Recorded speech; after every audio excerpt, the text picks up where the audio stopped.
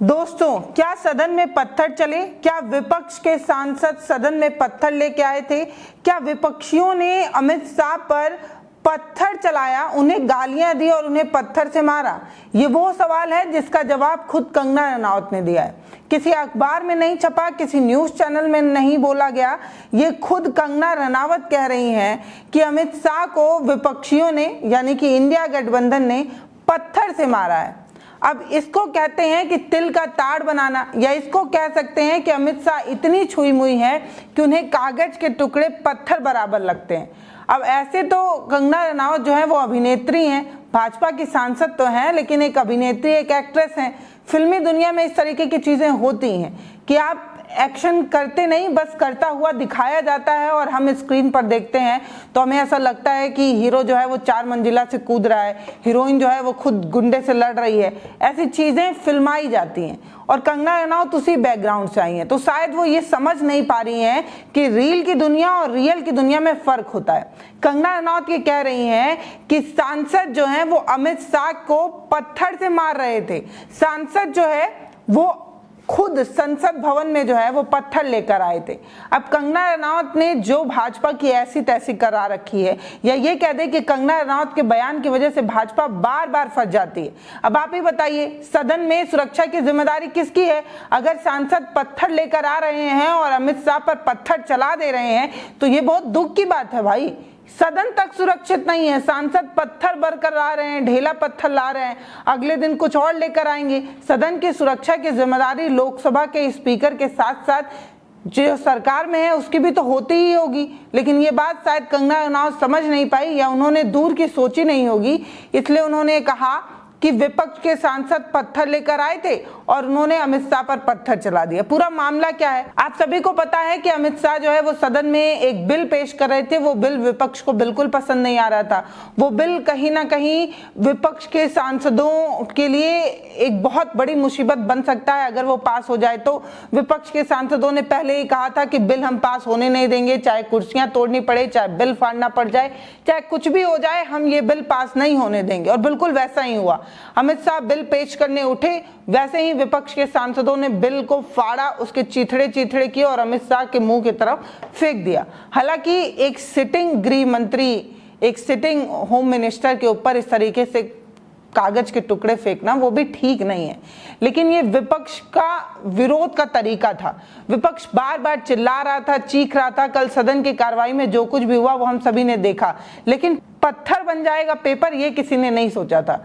एक कागज के टुकड़े को पत्थर क्या दिया जाएगा ये कतई किसी ने नहीं सोचा था। कंगना रनावत कल बाहर निकलती है, मीडिया वालों से बाइट में बात करते हुए कंगना रनावत ये कहती हैं, उनका लाइन मैं कोट कर देती हूँ, ANI की वीडियो क्लिप है इसलिए पूरी तो नहीं चला सकती, इसीलिए उनकी लाइन को जो है वो मैं कोट कर देती हूँ। वो कहती हैं कि जो दृश्य हमने आज पार्लियामेंट में देखा वो देखना एक सभ्य समाज के लिए शर्मनाक हो सकता है। विपक्ष के नेता होम मिनिस्टर जब बिल पेश कर रहे थे तो उनका माइक जो है वो निकालने की कोशिश कर रहे थे, उनका बिल फाड़कर उनके मुंह पर मारा। कुछ लोग पत्थर लेकर आए थे, ध्यान दीजिएगा, कुछ लोग पत्थर लेकर आए थे और वो पत्थर अमित शाह के मुंह पर मारा। विपक्ष का लोग हमला करते रहे और हम संयम बरतते रहे। ये बात कंगना रनावत कह रही हैं। कंगना रनावत ये कहने की कोशिश कर रही हैं कि विपक्ष के सांसद सदन में झोले में भरकर या जेब में भरकर या कैसे भी पत्थर लेकर आए थे और उस पत्थर से अमित शाह पर हमला कर दिया, अमित शाह के ऊपर फेंक दिया और अमित शाह पत्थर खाने के बाद भी जो है वो संयम बरतते रहे। अब कंगना रनावत क्या कहने की कोशिश कर रही हैं कि विपक्ष के सांसद जो है वो इस तरीके का अमर्यादित काम करते रहे और हमने भैया संयम बरता। ये वो कंगना रनावत हैं जिन्हें 2014 के बाद आज़ादी मिली है। ये वही कंगना रनावत हैं जिन्हें किसान जो है वो खालिस्तानी और रेपिस्ट लगते हैं।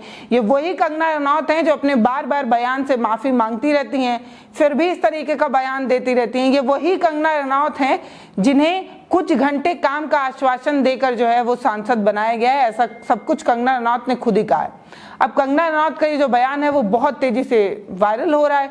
कंगना रनावत को लेकर ये कहा जा रहा है कि कंगना रनावत ने जो कुछ भी कहा वो खुद अपने सरकार को ही सवाल के घेरे में खड़ा करता है। शायद कंगना रनावत ये बात समझती नहीं कि वो एक अभिनेत्री, एक एक्ट्रेस नहीं, एक सांसद बन गई। और एक सांसद जब कुछ कहता है, जिस भी पार्टी का सांसद हो, जब वो कुछ कहता है तो वो पार्टी का स्टैंड माना जाता है। तो कंगना रनावत क्या बोल रही हैं, क्यों बोल रही हैं, ये भगवान ही जाने। और कंगना रनावत जो बोल देती हैं उसके लिए वो पछताती भी हैं, माफ़ी भी मांगती हैं।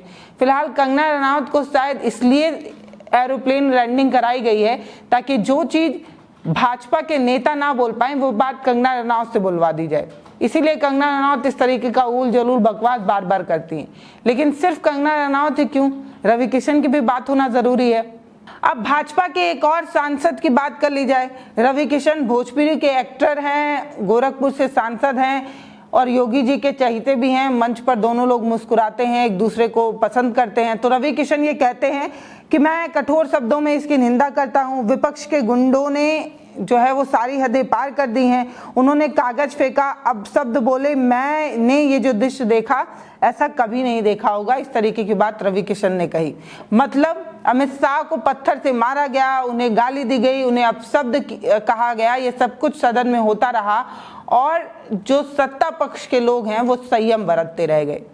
ये सारी चीजें कही गई, ये सारी चीजें होती रही और कहा जाने लगा कि भाई साहब भाजपा के लोगों को तिल का पहाड़ बनाना जो है वो बहुत अच्छे से आता है। और ये भी कहा गया कि शायद अमित शाह इतने छुई मुई हो गए हैं कि कागज का टुकड़ा जो है उन्हें पत्थर के समान लग रहा है। कागज के टुकड़े उनकी तरफ फेंके गए और उसे पत्थर बना दिया गया कंगना रनावत की तरफ से। अब आप सभी को पता है कि ये जो मानसून सत्र चला, ये मानसून सत्र कहीं ना कहीं पूरा हंगामे के भेंट ही चढ़ता रहा। जो लोकसभा स्पीकर हैं ओम बिरला, उन्होंने कहा कि 120 घंटे जो है वो चर्चा का समय तय किया गया था, लेकिन सिर्फ 37 घंटे ही चर्चा जो है वो हो पाई। फिलहाल ये जो लोकसभा या राज्यसभा की कार्रवाई है उसे अनिश्चित काल के लिए जो है वो स्थगित किया गया है। सदन का ये जो मानसून सत्र है आज उसका आखिरी दिन था और आखिरी दिन भी जो है वो कहीं ना कहीं हंगामे के भेंट ही चढ़ता रहा। आज तो 1 मिनट भी जो है वो सदन चल नहीं पाई। लोकसभा स्पीकर आए और आते ही इस तरीके का हंगामा हुआ और हंगामे के बाद ये सारी चीजें हो गई। कल भी जो है सत्ता पक्ष की तरफ से विपक्ष पर आरोप लगाया गया कि पत्थर मारे गए, अपशब्द बोला गया, तो विपक्ष की तरफ से भी बड़े आरोप लगाए गए कि महिला सांसदों के साथ वहां पर बदतमीजी हुई, उन्हें धक्का दिया गया, इस तरीके की चीजों के भी आरोप लगाए गए। तो सदन में इस तरीके की चीजें हो रही हैं। एक पक्ष पत्थर मारने और गाली देने का आरोप लगा रहा है, दूसरा पक्ष महिला सांसदों के साथ बदतमीजी का आरोप लगा रहा है। ये सब कुछ सदन में हो रहा है। फिलहाल हम मानसून सत्र की बात करें तो इसकी शुरुआत जो है वो 21 जुलाई से हुई थी और 1 महीने का ये जो लंबा सत्र चला इसमें कुछ खास काम हो नहीं पाया। ऑपरेशन सिंदूर की चर्चा के अलावा बहुत कुछ बड़ा देखने को नहीं मिला। लोकसभा में 12 और राज्यसभा में 15 विधेयक खाली पास हो पाए। पूरा मानसून सत्र कहीं ना कहीं हंगामे के भेंट चढ़ता रहा। ऑपरेशन सिंदूर, पहलगांव, इन पर चर्चा होती रही, इन पर हंगामा होता रहा। पहले तो सरकार को जवाबदेही तय करने के लिए विपक्ष हंगामा करता रहा, फिर हंगामे के बीच बहुत सारे बिल पेश करने की कोशिश भी हुई, बहुत सारे बिल पेश नहीं भी हो पाए, बहुत सारा हंगामा हुआ। और आप सभी को पता है कि ये जो ऑनलाइन गेमिंग ऐप है ये बिल जो है वो पास हुआ है और ये बिल बेहद अच्छा माना जा रहा है। और इस बिल पर हम एक वीडियो सोच रहे हैं कि आपके सामने जो है वो लाएं, क्योंकि ये एक सराहनीय काम है। युवा जो अपनी पूरी जवानी सट्टेबाजी में बर्बाद कर रहा था, सरकार का ये जो एक बिल है वो बहुत बेहतरीन बिल माना जा रहा है। हालांकि इससे कई युवाओं को टेंशन और परेशानी ज़रूर हो सकती है, क्योंकि भैया सट्टेबाजी बहुत तगड़ा वाला नशा है जो जल्दी से छूटता नहीं है। हम इस पे एक विस्तार पूर्वक वीडियो जो है वो आपके साथ साझा करेंगे। फिलहाल ये वीडियो आपको कैसा लगा वो आप हमें कमेंट सेक्शन में लिखकर ज़रूर बताइएगा। वीडियो को शेयर करिए, चैनल को सब्सक्राइब करिए। बहुत धन्यवाद।